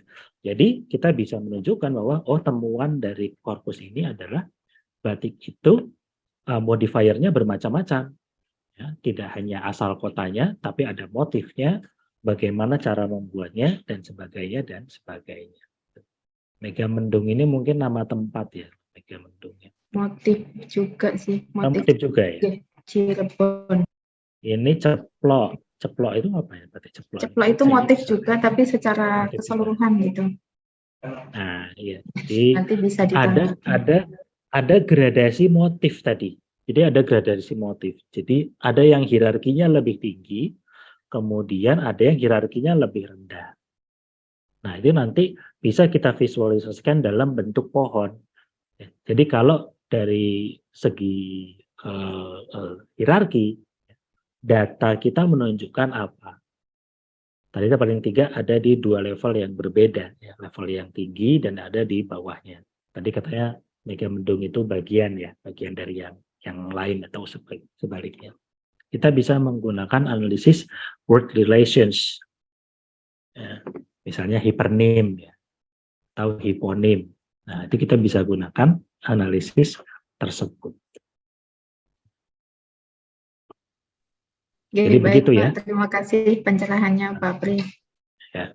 Itu di buku saya adalah langkah keempat. Jadi setelah analisis adalah interpretasi data. Ya, jadi data setelah kita analisis, kita interpretasikan. Ya. Karena angka-angka ini juga hanya menjadi hasil analisis saja kalau tidak kita interpretasikan. Jadi kenapa batik Gumelem ini kok frekuensinya paling tinggi, gitu ya? Apakah ada kaitannya dengan pemerolehan datanya, bagaimana cara data ini diperoleh atau bagaimana? Saya baru dengar juga ini batik Gumelem ya. Nah, perlu diketahui ini sedikit saja mengenai korpus LCC Japanese ini. Ini datanya diambil dari Wikipedia, ya, secara otomatis diambil dari Wikipedia. Kemudian variannya itu hanya ada dua, ada beberapa ya. Jadi dialek, Banyumas dan bukan dialek, ya bukan Banyumas. Kemudian speech levelnya, Kromo dan bukan Kramo, ya. Sumbernya tadi selain Wikipedia juga ada website lain dan dari sumbangan komunitas juga. Berdasarkan tahun juga ini ada dari 2010, 11, 13, 16, 17 dan 2021. Ya begitu ya Ibu Ika, semoga bisa memberikan alternatif ya. Iya, terima kasih Pak. Nanti untuk link bukunya disediakan ya Pak. Gimana Bu? Link pembelian bukunya nanti disediakan. Oh ya, ya, siap. Oke. Tadi sepertinya ada yang mau tanya Pak Pri dari mahasiswa. Silakan. Dita ya? Saya nggak lihat ininya, nggak memperhatikan chat ya. Nanya melalui chat atau melalui? Tadi raise hand sih. Oke, silakan. Silakan. Halo, selamat siang Pak Prianto. Assalamualaikum warahmatullahi wabarakatuh. Halo Mr. Imam dan juga Mr. Usep. Long time no see ya. Oke. Pak Pri, Dita mohon izin untuk menanyakan terkait dengan korpus ini. Sebelumnya, saya salah satu mahasiswa dari Universitas Mahasaraswati Denpasar dan juga sempat bergabung sebagai pertukaran mahasiswa merdeka di Universitas Jenderal Sudirman. Nah, di sini juga Dita mau menanyakan, Pak, bisakah kita mengetahui kata yang sedang kita terjemahkan ke berbagai hal yang sedang kita kaji, khususnya saat ini, akan mengarah ke konteks mana sih, Pak, dengan menggunakan web ini? Terima kasih. Sebentar. Jadi saya mau mencerna pertanyaan ya dulu tadi. Jadi ini terkait dengan penelitian terjemahan ya? Betul ya? Iya, Pak. Oke, betul. penelitian terjemahan. Nah, berarti langkah pertama adalah mengidentifikasi korpus yang paralel. Korpus paralel itu adalah korpus yang datanya tersedia dalam dua bahasa atau lebih. Itu dulu. Di SikipiWeb ini ada dua korpus ya yang datanya paralel. Yang pertama adalah Europar, kemudian yang kedua adalah BPPT-PAN tadi. Nah, jadi kalau BPPT-PAN itu Indonesia dan Inggris, tapi kalau misalnya Europar tadi ini dia beberapa bahasa. Jadi Spanyol, Prancis, Italia, ya, kemudian Belanda dan Jerman. Ya. Kemudian kita mencari satu kata-kata tertentu, misalnya, ya. Nah, bagaimana kata-kata tertentu diterjemahkan? Nazi misalnya, kita lihat nih. Nazi itu di dalam bahasa Jerman diterjemahkan nggak? Kalau ada terjemahannya, nah ternyata kosong nih, ya kosong. Nah di sini ada beberapa.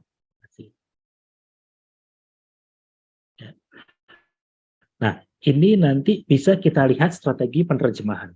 Ya, strategi penerjemahan itu kan macam-macam ya. Kamu mau menganut siapa? Kalau Becker dia ada 8. Salah satu strategi penerjemahannya adalah omission. Ya. Omission ini sebetulnya digunakan untuk function words. Ya, jadi ada dalam bahasa-bahasa tertentu function words itu tidak diperlukan dalam bahasa lain. Ya. I'm a student.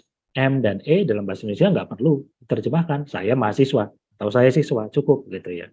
Nah, tapi kadang-kadang ada bagian-bagian yang sengaja tidak diterjemahkan. Nah, itu kenapa? Kemudian di dalam strateginya Becker itu menggunakan kata-kata yang lebih gitu ya. Nah, misalnya dalam terjemahan sumber dalam bahasa Inggris itu disebutkan institusinya, ya, the Ministry of bla bla bla misalnya ya. Atau the Minister of the Ministry of bla bla. Nah, tapi dalam terjemahannya itu ditambahkan ada kata-kata oknum. Nah, ini strateginya adalah insertion. Ya, ada penambahan kata-kata tertentu. Ya. Nah, sebetulnya tujuannya adalah untuk memperjelas konteks. Nah, tapi kalau ada maka tujuannya adalah menyamarkan konteks. Ya, supaya apa? Supaya cenderung bahwa bukan kesalahan institusi, tapi kesalahan individu. Ya, kita bisa lakukan analisis yang macam-macam ya. Untuk terjemahan tadi kira-kira seperti itu, diidentifikasi dulu strategi-strateginya. Nah, Anda pakai strategi yang mana biasanya kalau menganalisis terjemahan? Dita? Ya, Pak Pri, kalau biasanya Ya. sih Dita itu random, Pak. Kadang sempat bingung sih dalam penerjemahan, soalnya kan kadang-kadang sih menerjemahkan dalam bahasa Inggris dan juga dari bahasa Inggris ke bahasa Indonesia. Tetapi untuk saat ini mencoba, karena beberapa waktu belakangan ini mencoba untuk membaca kisah-kisah yang pakai bahasa Jawa gitu, ingin memiliki keinginan untuk menerjemahkan ke dalam bahasa Indonesia. Terus kita juga sempat menggunakan beberapa Google Translate dan juga nanya ke kawan-kawan yang juga asli dari Jawa. Jadinya kadang-kadang kita sempat bingung, oh ternyata ini, ada yang bahasa Jawa ngoko, ada yang bahasa Jawa kromo gitu. Jadinya sempat ambigu sih Pak Prianto. Jadinya Dita, oh ya coba Dita ingin menanyakan terkait dengan terjemahan kepada Bapak melalui website ini. Ya, Begitu. Dita, kamu Ya. etnisnya Sunda ya? Gimana Pak? Etnisnya Sunda bukan? Etnisnya? Saya Bali Pak. Oh, Bali, ya enggak. Ya, Jadi gini, Pak. saya nggak paham Bali ya. Tapi di Mhm. Jawa itu etnis Sunda itu sering sekali menggunakan proper noun. Ini terkait dengan proper noun. Jadi Mhm. untuk menyebut nama diri, dia tidak menggunakan pronoun saya, aku itu tidak. Tapi di Sunda itu biasanya dia menggunakan. Nah, ini yang saya temui. Nah, saya nggak tahu kalau di Bali mungkin kebiasaan itu juga ada ya. Nah, kemudian kedua, kalau penelitian di sini yang data terjemahannya sudah ada. Ya, jadi Dita itu meneliti data terjemahan yang sudah ada. Jadi bukan membuat terjemahan ya Dita ya. Iya, baik. Nah, jadi kalau strategi penerjemahan tadi ya itu bukan yang maksudnya Dita mempelajari strategi tertentu kemudian diaplikasikan untuk menerjemahkan, itu bukan. Mhm. Ya, tapi terjemahan yang sudah ada. Kemudian dia menggunakan strategi apa penerjemahnya, kenapa menerjemahkannya, kira-kira seperti itu. Nah, di situ interpretasinya. Baik. Iya. Nah, nanti mungkin bisa ditanyakan ya ke dosen-dosen yang terkait dengan mata kuliah penerjemahan. Ya, biasanya kalau yang background-nya linguistik, ya nanti akan bisa memberikan penjelasan yang lebih detail biasanya. Baik Pak Prianto. Terima kasih banyak Pak atas penjelasannya. Iya, ya, iya, sama-sama. Oke. Iya. Oke, silakan. Ada pertanyaan yang lain sebelum saya lanjut ya.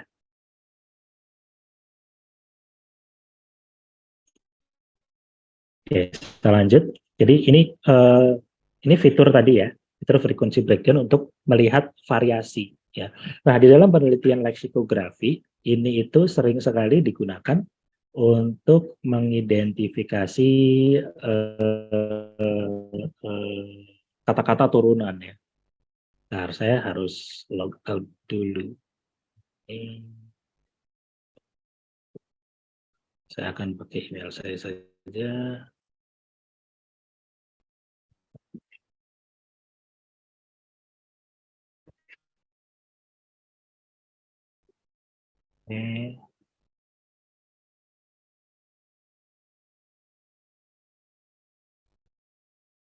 Nah, kalau di dalam kamus itu kan satu entry biasanya dia punya rujukan ya.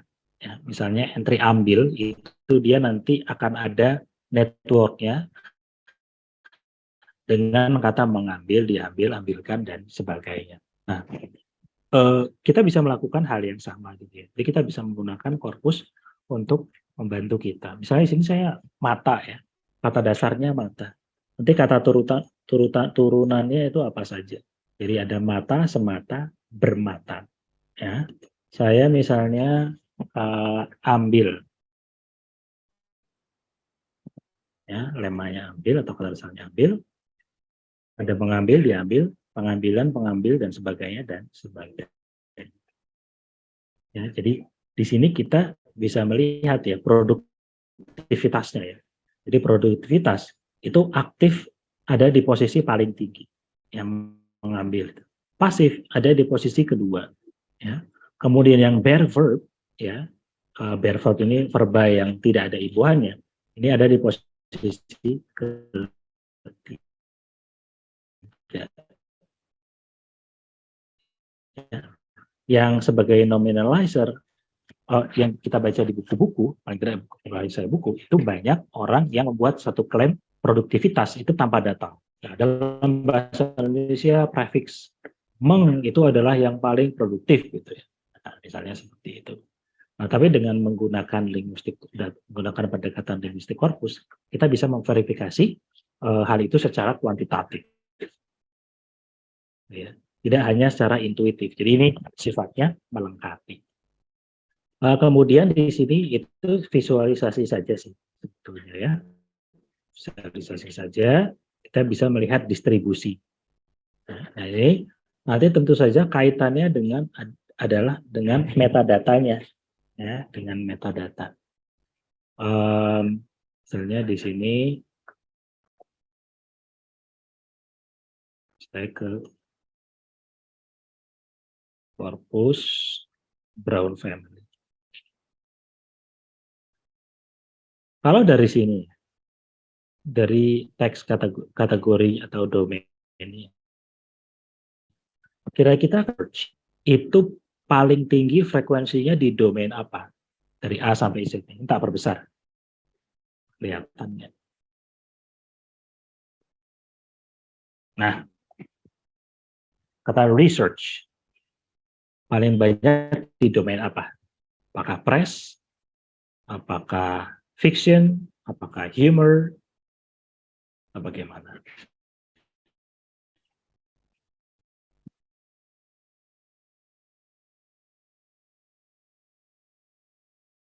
Ada yang mau mencoba menjawab?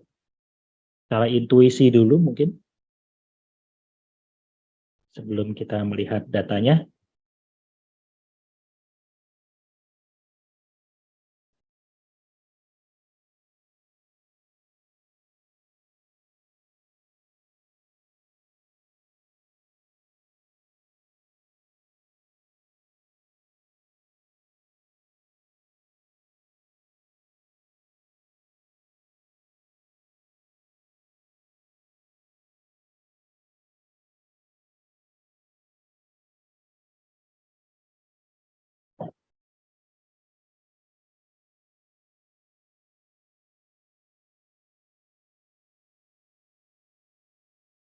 Halo, halo, halo.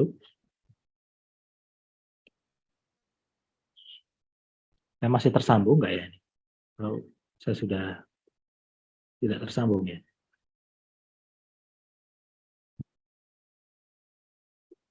Masih Pak, masih. Iya, oke. Ya kita coba aja ya. Ini saya masukkan research. Ya, saya masukkan tanda kurung kurawal seperti ini, artinya nanti semua varian research ya. use action, kemudian kita bisa lihat di distribution. Ada bugs, ini tidak bisa diperhatikan ya, kita abaikan saja, kita pilih bar chart karena ini lebih gampang interpretasi.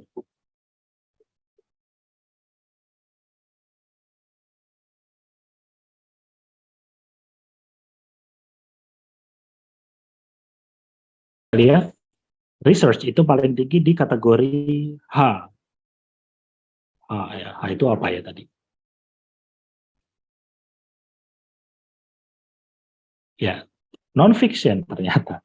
Ya. Nah ini agak ada counterintuitif ya, karena kalau saya tadi harusnya itu ada di academic writing, harus ada di J harusnya. Ya, di sini kita lihat di sini dia ada di posisi kedua ya. Cuma saya agak heran, kenapa kok di posisinya dia tidak pertama ya, tapi kedua. Nah ini nanti yang menarik untuk diselidiki. Kenapa kok bisa terjadi seperti itu? Ya. Saya mau cari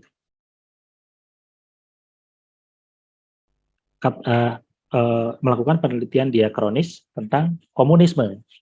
Saya mau mencari semua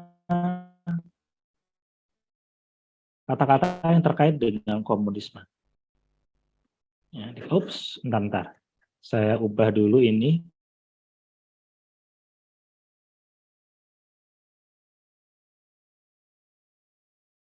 Nah, saya kembali ke standard query. Kemudian seperti ini nanti kata ini diikuti dengan huruf apa saja ya, jumlahnya boleh 0 atau lebih. Ya, the communist, kalau kita lihat frekuensi breakdown ya, communism, communistic. Ya, jadi kita bisa lakukan teknik-teknik tertentu untuk membuat penelusuran kita lebih efektif. Karena kalau kita masukkan satu-satu kelamaan tadi. Ya. Jadi di sini adalah semua kata-kata yang terkait dengan komunisme. Kemudian kita lihat distribusinya ya. Kita lihat dari segi waktu ya. Segi waktu.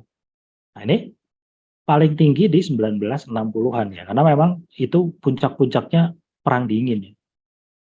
Ya jadi setelah ini kan kekuatan komunisme itu semakin lama semakin melemah. Nah, dari grafik ini bisa kita lihat ya bahwa dari 1960, 1990, 2000 ya, itu perhatian orang terhadap komunisme itu semakin sedikit. Ya, media-media tidak banyak yang memuat tentang komunisme karena memang sudah runtuh ya, sudah runtuh. Jadi ideologi yang memang sudah tidak terpakai lagi. Ya, dan ini bisa kita gunakan untuk mendukung interpretasi kita. Ini tadi ada word frequency bisa kita download ya. Jadi kalau Anda mau mendownload daftar kata ya, ini mungkin untuk yang teman-teman yang di bidang leksikografi begitu, kita bisa download daftar katanya dan kita bisa membuat entry secara otomatis. Ya. Jadi tidak harus membuat entry satu persatu. Saya cepat saja. Ekolokasi ya. Ekolokasi itu adalah kata-kata yang secara statistik di sini ya, hadir tidak secara kebetulan. Ya, intinya seperti itu. Ya kalau gampangnya adalah kata-kata yang memiliki hubungan lah. Jadi kalau kita lihat di sini, misalnya saya masukkan di data LCC.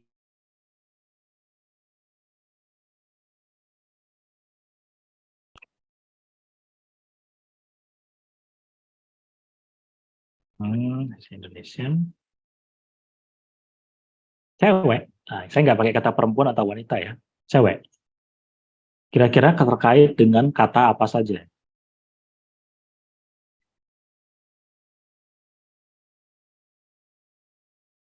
Ya. Nah, di sini kalau ini sepertinya error ya. Amazing interior design. Cewek juga ada cokin. Cokin saya nggak tahu artinya apa ya. Apa artinya cokin? Coba saya lihat konteksnya ya. Cewek cokin ini, kayaknya konteksnya negatif. Ya, ini yang muda-muda mungkin saya rasa ini bahasa gaul ya. Nah ini, si cewek cokin. Kemudian ada lagi bispak, ini juga negatif. Ya, ada cabean, ini maksudnya cabe-cabean, matre. Gitu. Nah ini kok sepertinya perempuan kok cewek ini jelek sekali ya konotasinya ya. Nah, sekarang kita lihat cowok ya, cowok. Kita pilih collocations. Nah, di sini tidak seperti tadi ya. Jadi tadi itu banyak sekali kata-kata yang konotasinya negatif. Ya, di sini ada yang positif, ganteng misalnya, cakep, tajir. Sementara yang cewek tadi cokin, bispak, cabe-cabean dan sebagainya. Nah kemudian itu tadi kolokasi ya. Ini AdWords. Jadi kita bisa keyword otomatis. Ini biasanya dipakai oleh algoritma surat kabar online ya. Jadi kalau setiap artikel itu dibuat keywordnya secara otomatis, nah mungkin itu nanti akan membuang-buang waktu. Jadi di sini bisa kita lihat satu teks atau satu bagian dari korpus bisa kita buat keywordnya secara otomatis. Baik, saya dikasih waktu 2 jam ya. Tadi sebagian sudah kita ambil untuk tanya jawab. Saya sudahi saja di sini. Kemudian kalau ada pertanyaan silahkan.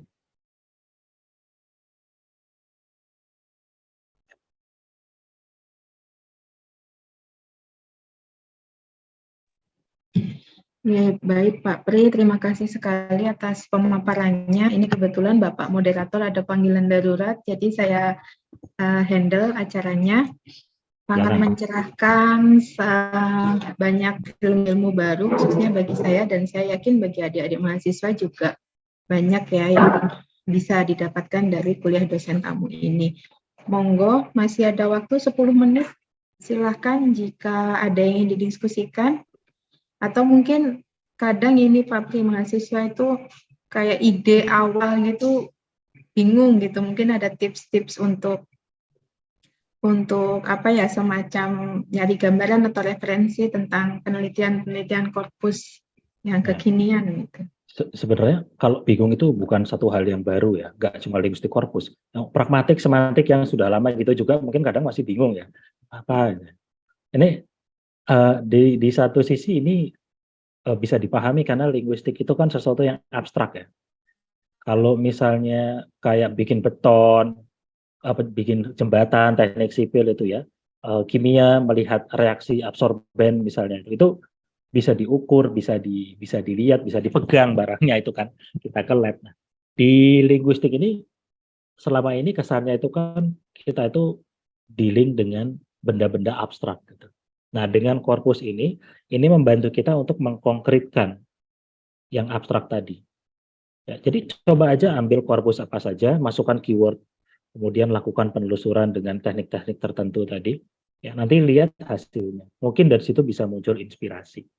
Ya, kalau saya di buku saya itu saya buat itu semacam siklus ya. Jadi kita bisa mulai dari research questions. Tapi kita bisa juga mulai dari penelusuran data dulu. Jadi boleh top down, bisa juga bottom up. Ya, jadi lihat dulu datanya kira-kira yang menarik apa ini. Jadi semakin lama semakin mengerucut ke research questions atau research objectives. Jadi nggak harus dari research objectives dulu. Atau research objectives, lihat datanya, nanti balik lagi ke research objectivenya, diperbaiki atau direvisi, ditambah, dikurangi, ya, atau dipertajam dan sebagainya. Jadi mungkin tipsnya yang sederhana itu ya. Oke, terima kasih Pak Pri. Nah itu ya adik-adik mahasiswa, jadi kalian kan sudah tidak asing dengan gadget, jadi sambil browsing, sambil apa itu yang masukin aja dulu, dicoba-coba gitu. Jadi misalnya saya iseng-iseng masukin kata batik, nah kalian tertariknya apa bisa dicoba di situ ya, nanti setelah itu bisa dicari research question-nya dan lain sebagainya. Monggo, jika masih ada yang ingin didiskusikan, ada adik mahasiswa atau Bapak Ibu dosen, ya silakan. Monggo Bu Dia. Terima kasih Cika. Selamat siang Pak Tri. Perkenalkan saya Dia Radina. dari sastra Inggris. Saya temannya Buta dan Pak Ustadz dan Pak Imam. Ya, jadi pertanyaan saya itu sebetulnya lebih ke apa ya, refleksi tadi yang disebutkan Bu Ika ya, banyak yang bingung dengan penelitian korpus. Kalau saya pribadi karena saya background-nya dari penerjemahan, yang sekarang juga sedang bingung mencari ide gitu ya untuk nantinya saya tekuni lebih jauh di studi lanjut misalnya. Kalau misalnya antara penerjemahan dengan penelitian korpus linguistik itu sejauh mana dua hal ini, korpus dan penerjemahan itu bisa berkolaborasi dalam penelitian, karena jujur saja untuk korpus linguistik adalah hal yang cukup baru bagi saya, dalam artian yang belum pernah saya tekuni sebelumnya, karena waktu kuliah S1, S2 itu juga tidak kebagian mata kuliah ini gitu ya, karena saya lebih ke linguistik terapan. Jadi seperti itu Pak Pri, mohon pencerahannya bagaimana saya mengaplikasikan penelitian penerjemahan dengan korpus linguistik, seperti itu. Terima kasih. Ya. Oke, jadi mungkin pertama attitude kita jangan menganggap ini sebagai sesuatu yang sulit atau sesuatu yang betul-betul baru ya. Kita anggap aja ini sebagai varian dari metode. Ya. Varian metode apa? Misalnya instrumen. Jadi si cube tadi bisa kita gunakan sebagai instrumen. Nah, nanti analisisnya tetap menggunakan analisis yang sama. Misalnya menggunakan metode analisis atau skema yang sudah Ibu Bapak kuasai. Nah, hanya saja dengan menggunakan tools tadi, pengumpulan datanya kemungkinan lebih dipermudah. Ya. Kemudian hasil juga bisa lebih objektif. Ya. Misalnya kita melihat dari satu penerjemahan ya, hasil penerjemahan, kemudian strategi mana yang paling banyak digunakan, apa bedanya penerjemah yang masih siswa dengan penerjemah profesional, dengan penerjemah dosen. Bedanya apa? Ya, strategi yang digunakan bagaimana, akurasinya seperti apa. Ya, kita bisa gunakan data korpus yang paralel. Kita berikan satu teks yang sama, kita kasih ke mahasiswa 10 orang, dosen 10 orang, penerjemah profesional 10 orang, nanti dilihat deh ya, kira-kira seperti apa. Nah, ini ada beberapa mahasiswa bimbingan saya S2 yang melakukan penerjemahan, yang topiknya tentang penerjemahan dan saya berikan metode yang seperti itu. Nah, jadi korpus ini digunakan sebagai alat pengolah datanya.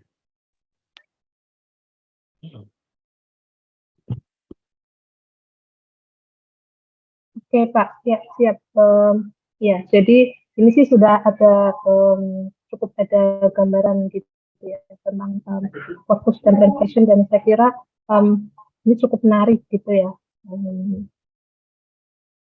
Ya, saya kira terima kasih Pak Pri. Ini saya sedang coba ya merenungkan tadi yang penjelasan dari Pak Pri. Terima kasih atas informasinya. Ya, sama-sama.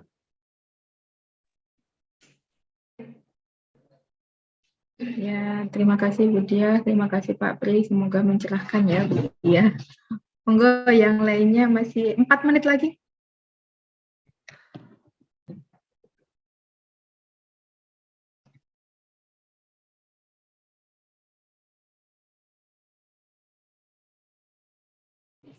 Gani, halo Gani. Gani monitor.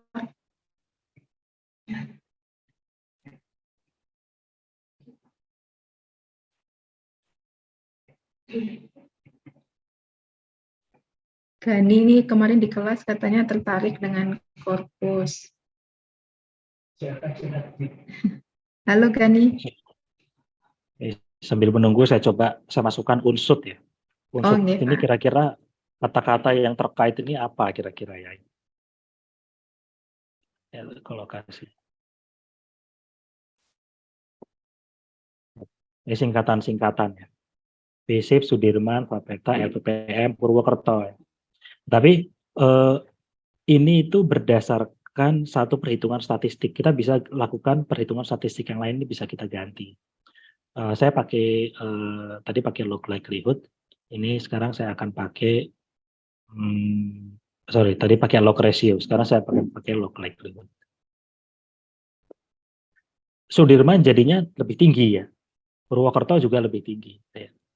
Nah ini tadi saya pakai dua perhitungan statistik yang berbeda. Nanti kalau yang mau meneliti lebih lanjut dan ingin melakukan analisis statistik, ini juga bisa dipelajari lagi ya.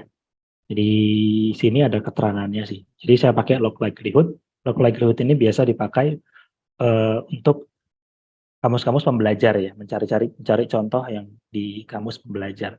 Kenapa? Karena dia highlight frekuensi-frekuensi yang tinggi.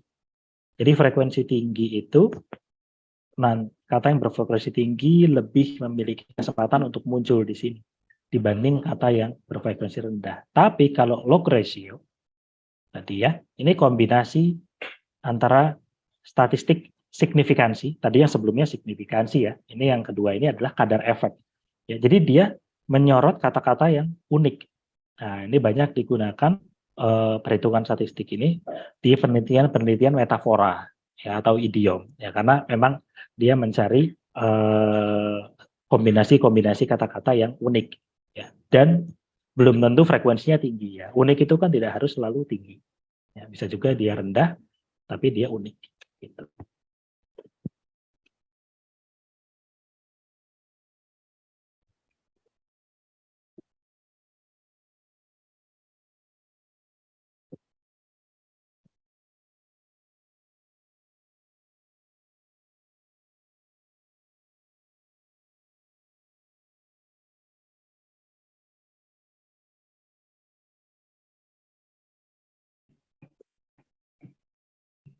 Monggo. Saya Bu Ika mungkin satu Oh, iya. lagi kalau boleh. Silakan. Monggo. Ya, terima kasih Ibu Ika. Pak Pri izin bertanya mungkin satu lagi nih. Sebenarnya saya ada beberapa penasaran tentang korpus ini, Pak. Tadi kan di Sikiweb kita bisa mengupload data kita sendiri gitu ya, Pak. Contoh korpusnya kita ambil dari namanya apa? Website berita gitu. Kita ingin mengambil data dari website berita itu, proses mengambil datanya sehingga nanti bisa diupload ke Sikiweb itu seperti apa? Apakah kita download websitenya atau kita bagaimana itu? Mungkin sedikit pencerahan. Ini saya dari orang yang awam, Pak. Ya. Terima kasih. Oke, jadi ada berbagai macam metode yang bisa kita gunakan ya. Yang paling sederhana itu copy paste. Jadi cari teksnya apa, di copy paste begitu. Kemudian ada juga yang kalau bisa punya pengetahuan programming itu bisa buat crawler. Ya, crawler ini adalah semacam program atau script gitu, di mana kita bisa mendownload konten ya, konten web itu secara otomatis. Kita cukup sediakan nama-namanya aja, nama-nama kontennya, nama-nama websitenya. Kemudian nanti kita berikan ke crawler tadi, nanti dia akan mendownload data secara otomatis. Ya, kalau misalnya nggak punya pengetahuan itu, gimana caranya mendownload data secara otomatis? Bisa juga di Languagebox ada fungsi untuk mendownload data secara otomatis.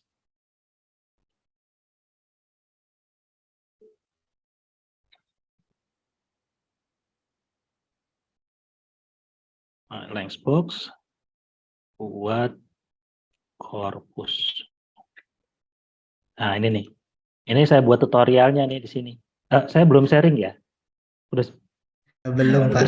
sharing belum? Pak. Oh ya, oke. Belum. Saya sharing ya.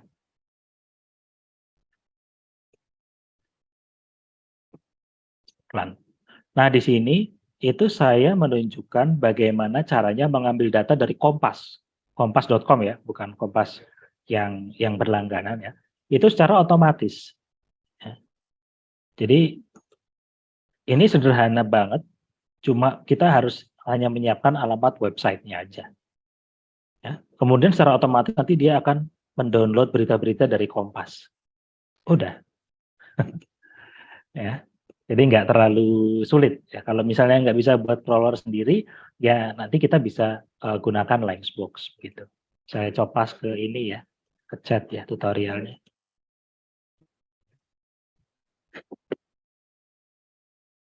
Gitu. Ya, jadi tergantung dengan kemampuan kita. Ya.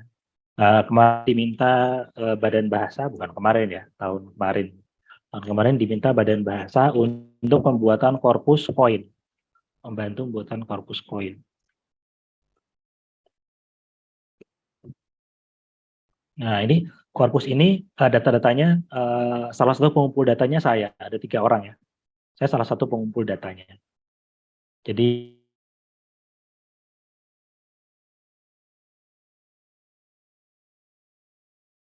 seperti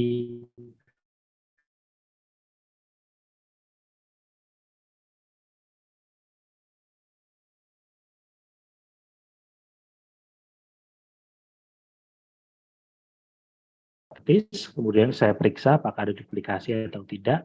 Nanti yang kira-kira tidak menarik itu saya buang, kemudian saya bagi per domain, ada yang keuangan, ada yang wisata dan sebagainya dan sebagainya. Makanya nanti kalau dilihat ini ya, dilihat di korpus koin itu ada editorial, olahraga, gadget, otomotif, biografi. Nah, ini saya yang membuat. Jadi saya mengelompokkan teks-teksnya ke dalam ke dalam domain-domain tersebut. Twitter misalnya ya, mau membandingkan Twitternya Ganjar Pranowo sama Anies Baswedan sama Prabowo misalnya, ya bisa kita ambil tweet mereka, nanti kita bikin jadi 3 korpus yang berbeda bisa kita bandingkan. Siapa sih yang paling banyak mengeluarkan janji misalnya, gitu ya? Siapa yang paling banyak mengkritik? Nah, kalau mengkritik biasanya ini oposisi, ya mengkritik biasanya oposisi, itu.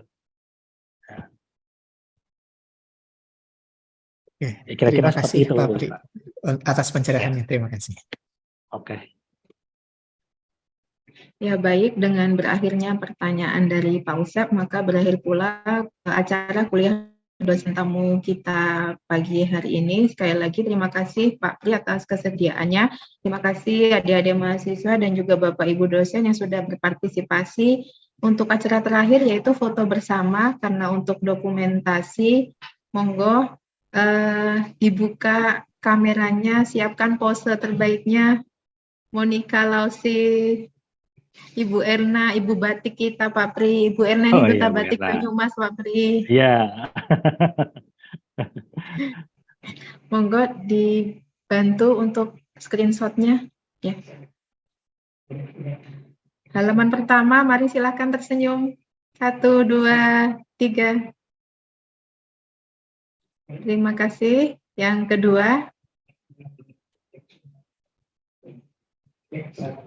Halaman kedua, silakan tersenyum. 1, 2, 3. Ya, baik. Terima kasih Bapak Ibu semua. Sampai jumpa di lain kesempatan. Pak Pri, nanti saya tunggu untuk link pemesanan buku nih Pak Pri. Baik. Ya, sampai ketemu lagi Pak Pri di acara selanjutnya. Saya tutup. Wassalamualaikum warahmatullahi wabarakatuh. Waalaikumsalam warahmatullahi wabarakatuh. Terima kasih Pak Pri. Terima kasih Pak Pri. Terima kasih Ibu Bapak semuanya. Saya izin live ya. Oke. Terima kasih. Salam untuk Ibu Dekan dan ya staf pengajar yang lain.